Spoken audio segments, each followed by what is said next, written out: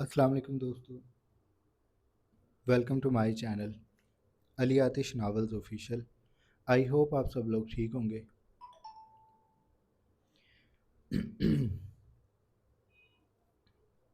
आवाज़ ना निकले सिसकियों की। अर्ज कलम अली आतिश किस्त 220 पार्ट 5।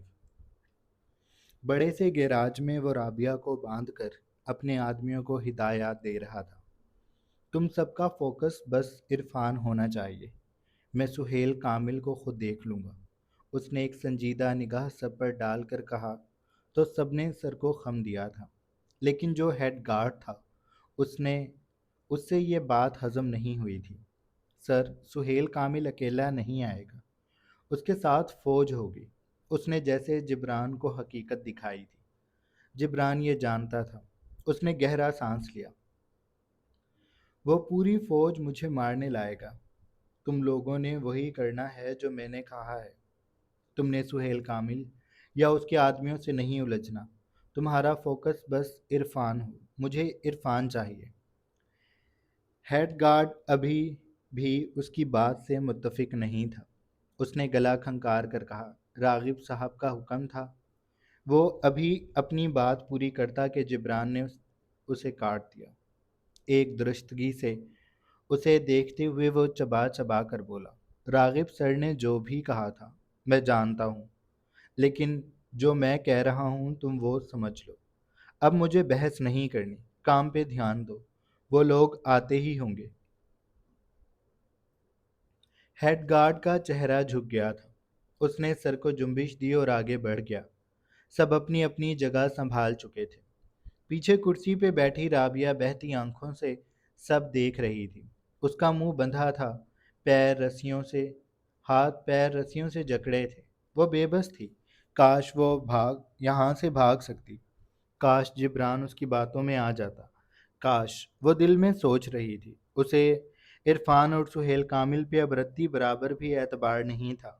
न जाने क्यों उसे लग रहा था कि ये लोग कुछ भी नहीं कर सकेंगे। जिब्रान उन दोनों को ना सही, राबिया को तो लाजमी ले जाएगा। और इरफान से भी उसे उम्मीद नहीं थी। वो मोहब्बत जिसने उनका दिमाग खराब कर रखा था, अब मौत देख कर तहलील हो गई थी। इरफान अपनी ज़िंदगी बचाने की तैयारी कर रहा था। राबिया इस बात पर हैरान थी कि इरफान यहाँ आने के लिए माना कैसे। अगर वो होती तो कभी ना आती। अभी भी मुझे मौका मिले तो मैं बगैर किसी की परवाह किए यहाँ से भाग जाऊँ, उसने दिल में सोचा था। वो बस एक मौका चाहती थी। न जाने उसे ये मौका कब हासिल होगा। सुहेल कामिल के लब भिंचे थे। वो अपनी लैंड क्रूज़र में फ्रंट सीट पे बैठा था। हाथ में बंदूक थी जिसकी नाली सोने की थी और ट्रिगर की जानिब शेर बना हुआ था। वो इस वक्त मुख्तलिफ लिबास में था। उसने सियाह जीन्स और शर्ट पहन रखी थी। भरे भरे कुशादा सीने वाला सुहेल कामिल विंड स्क्रीन से बाहर देख रहा था। सामने दुबई की तमाम रोशनियां दिखाई देती थीं, लेकिन उसे इन रोशनियों में दिलचस्पी नहीं थी। उसे तो बस जिब्रान से मिलना था, और फिर उसके बॉस से, रागिब जोहान। वो शख्स उसके कहने पे सब कर रहा होगा। उसे सुहेल कामिल से खौफ क्यों नहीं आया? इस बात पे वो दोनों बाद में पछताएंगे। उन्हें बाद में एहसास होगा कि उन्हें सुहेल कामिल से डरना चाहिए था। उसकी गाड़ी के पीछे एक लंबी कतार थी, जिनमें से एक में इरफान बैठा पसीने से भीगा हुआ था। उसका परेशानी से बुरा हाल था। उसका दम निकलने को हो रहा था। वो बार बार पहलू बदल रहा था।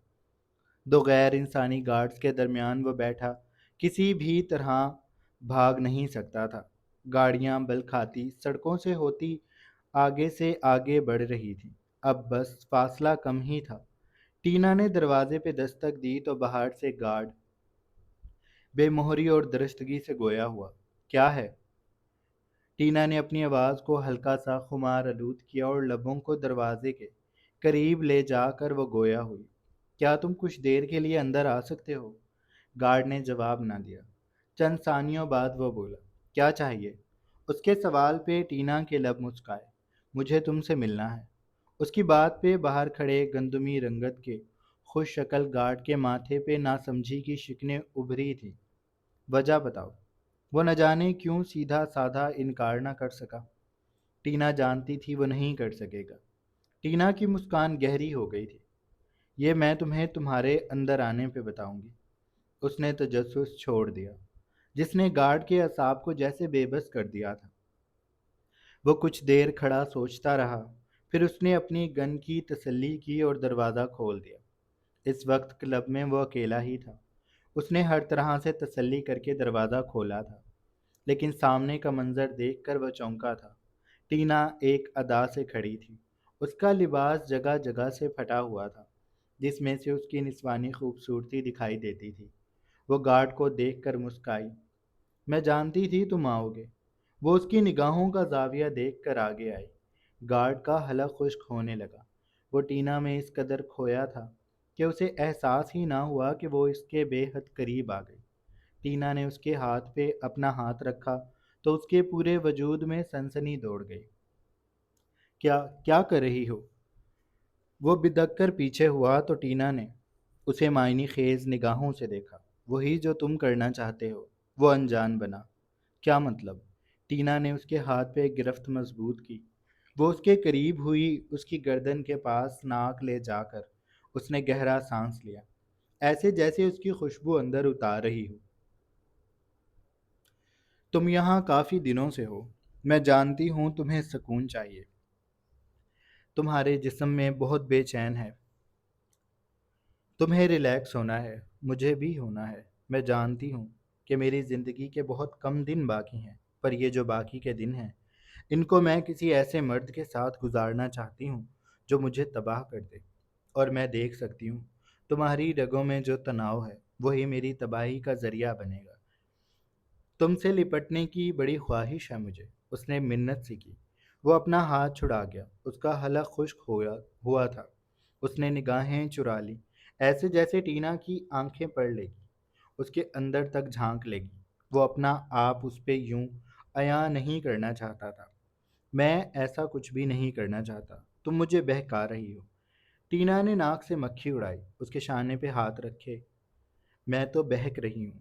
بہکا تو تم رہے ہو۔ اونچی قامت والا مرد پسے پا ہو رہا تھا۔ اس کا وجود بغاوت پہ اترنے لگا۔ جسم دو حصوں میں بٹ گیا۔ ایک پلٹنا چاہتا تھا اور جو حصہ دل کی ملکیت تھا اس نے گارڈ کو روک دیا تھا، تھام لیا تھا۔ اس کا ایک حصہ برف بن گیا تھا۔ وہ وہیں رک گیا تھا، بے حس ہو گیا تھا۔ ٹینا اس کو پگھلتے دیکھ رہی تھی۔ اس کی کنپٹی سے ایک پسینے کی بوند نمایاں ہوئی اور بہتی اس کی ٹھوڑی پہ آ گئی۔ ٹینا نے اس بوند کو اپنی انگلی کی پور پہ اٹھا لیا۔ تم جیسا چاہو گے میں ویسا کروں گی۔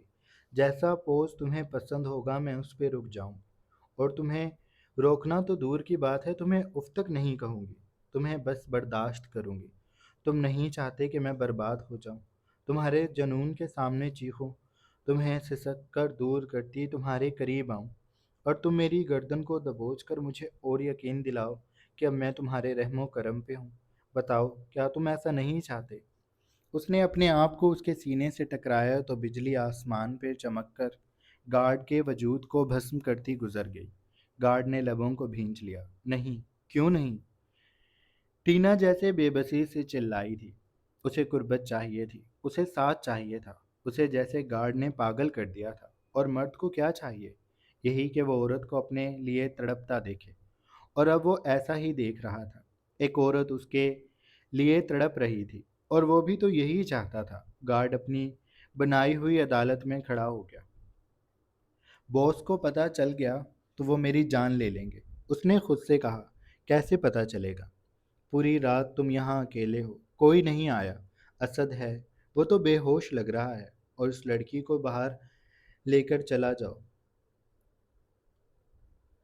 صوفہ کافی رہے گا۔ کوئی نہیں آتا، اتنا ٹائم تھوڑی لگے گا۔ دل نے صفائی پیش کی۔ گارڈ نے خود کو پگھلتے دیکھا۔ اس نے رخ موڑنا چاہا لیکن نہ موڑ سکا۔ اب کی بار اس کے انداز میں جنون سا تھا۔ اس نے ٹینا کو کوہنی سے تھام کر اپنی جانب کیا۔ تم بہت پچھتاؤ گی۔ میرے قریب آ کر میں بہت برا انسان ہوں۔ تمہیں ہلنے بھی نہیں دوں گا، باندھ کر رکھوں گا اور اتنا تڑپاؤں گا کہ تمہاری جان لبوں پہ آ جائے گی، لیکن نکلنے نہیں دوں گا۔ تم پھر سوچ لو۔ टीना ने उसकी शर्ट को मुट्ठी में जकड़ा। मैं अब कुछ सोचना नहीं चाहती, उसने जैसे फैसला सुनाया था। गार्ड ने औंधे गिरे असद पे एक निगाह डाली। इस पे तवज्जो ना दो, ये मरने वाला हो रहा है, बहुत कमज़ोर मर्द है, टीना ने कहा। गार्ड ने उसकी कमर में हाथ डाला। लेकिन मैं नहीं हूँ, उसने टीना ने उसके हाथ सीने पे हाथ रखा। तभी तो इतने दिन तुम्हारा इंतज़ार किया, वरना इसके साथ कर गुजरती। मैं बस तुम्हें बर्दाश्त करना चाहती हूँ। उसने आंखों को मूंद लिया, जैसे खुद को गार्ड के सपुर्द कर दिया हो। गार्ड उसे थाम कर बाहर ले गया। सोफ़ा ठीक रहेगा, लेकिन इससे पहले तुम नहाओ, मुझे तुमसे बदबू आ रही है। तब तक मैं तुम्हारे लिए साफ लिबास का बंदोबस्त करता हूँ। उसने कहकर फ़ोन निकाल लिया था। टीना को वॉशरूम की जानिब ले जाकर उसने उसकी गर्दन को दबोचा और उसकी आंखों में आंखें गाड़ कर गुर्राया। अगर होशियारी की तो इतनी गोलियां मारूंगा कि तुम्हारा जिस्म छलनी हो जाएगा। मुझे धोखा देने का सोचना भी मत। टीना ने उसकी गाल पे हाथ रखा। ऐसा हो ही नहीं सकता, मैं यहाँ से जा ही कहाँ सकती हूँ। तुम मेरे लिबास का इंतज़ार करो, मैं तुम्हारे सुकून का इंतज़ाम करके आती हूँ। वो कहकर बाथरूम में घुस गई। गार्ड फ़ोन को कान से लगाकर वहीं खड़ा हो गया था। बाथरूम में अंदर आते ही उसने किसी खिड़की को देखा। वहाँ ऐसा कुछ भी नहीं था। यह बाथरूम बिल्कुल वैसा ही था जैसा उनके कमरे में था, जहाँ वो कैद थे। भागने का कोई रास्ता नहीं था और अकेले उसने जाना भी नहीं था। उसे असद को लेकर निकलना था, जो कमरे में था, तो उसे अपनी कुर्बत देनी थी। इसलिए वो नहाने लगी। कुछ देर बाद गार्ड ने उसके निकलने से पहले दरवाजे को दस्तक दी। गार्ड का दिल तेजी से धड़क रहा था। वो जो करने जा रहा था, इसके बाद अगर वो पकड़ा गया तो रागिब उसको चलने लायक नहीं छोड़ेगा। लेकिन इस वक्त उसके असाब पे बस हवस सवार हो गई, जो उसे बेबस कर रही थी, जो उसे उकसा रही थी कि वो हर बंदिश तोड़ दे, हर खौफ को दिल से निकाल दे और वो करे जो वो करना चाहता था।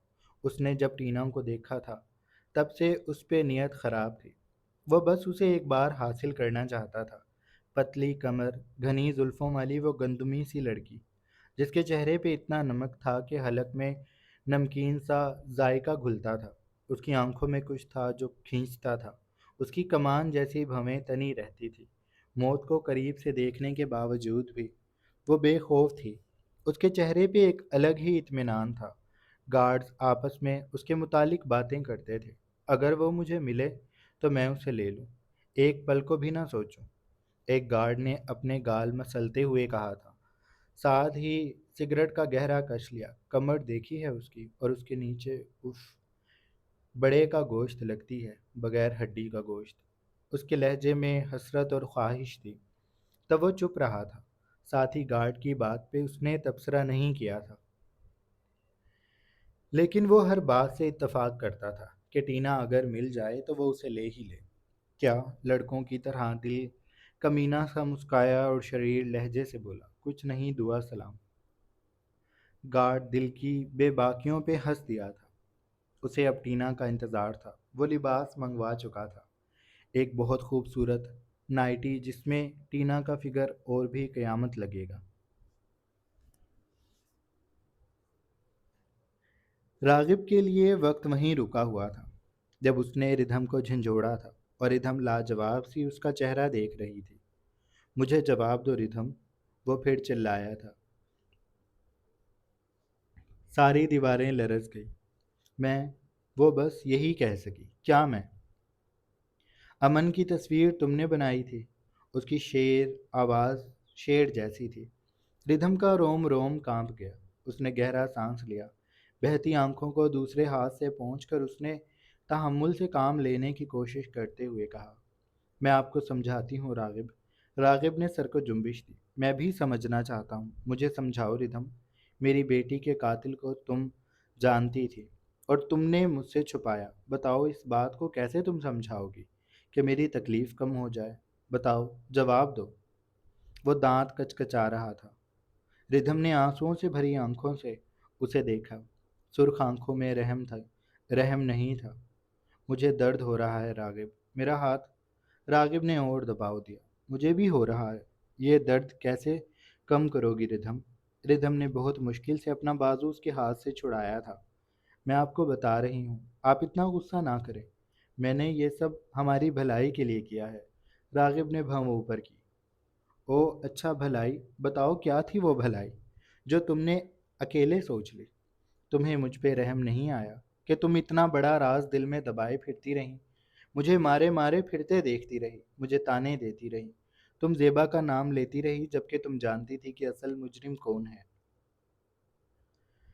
اس کے چہرے پہ خون سمٹ آیا تھا۔ وہ اس وقت اتنا خوفناک لگ رہا تھا کہ ردھم اسے پہچان بھی نہیں پا رہی تھی۔ بالکل بدلا ہوا، بالکل اجنبی۔ ردھم کو اتنا خوف تو امن سے بھی تب بھی محسوس نہیں ہوا تھا جب وہ اسے مارنے والا تھا، جب وہ اسے اس کی اولاد چھین رہا تھا۔ راغب آپ میری بات کو تحمل سے سنیں۔ وہ لوگ بہت خطرناک ہیں۔ میں نے اس کے ابو پر الزام لگایا تھا تو اس نے مجھ سے میری اولاد چھین لی تھی۔ اب اگر میں اس کا نام لیتی تو وہ نہ جانے آپ کے ساتھ کیا کرتا۔ راغب جیسے ہل بھی نہیں سکا تھا۔ وہ ردھم کو پاگلوں کی طرح دیکھنے لگا۔ کیا کہا تم نے؟ کہ وہ میرے ساتھ کیا کرتا؟ راغب نے دانت کچکچائے تھے۔ وہ دوبارہ ردھم کی دونوں کوہنیوں کو تھام چکا تھا۔ اس کی انگلیاں ایک بار پھر ردھم کے بازو میں پیوست ہونے لگی تھی۔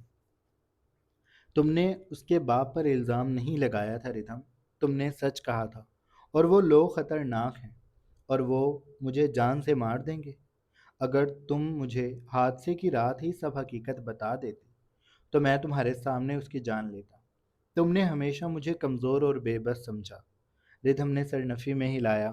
اس کے بازو بے جان سے ہونے لگے تھے۔ تکلیف کی شدت بڑھتی جا رہی تھی۔ نہیں راغب، آپ میری بات کو سمجھیں، آپ مجھے سمجھیں۔ راغب نے اسے جھنجھوڑ دیا۔ میں ہر بار تمہیں سمجھوں؟ تم مجھے کب سمجھنے لگو گی؟ تم مجھے کبھی نہیں سمجھو گی ردھم۔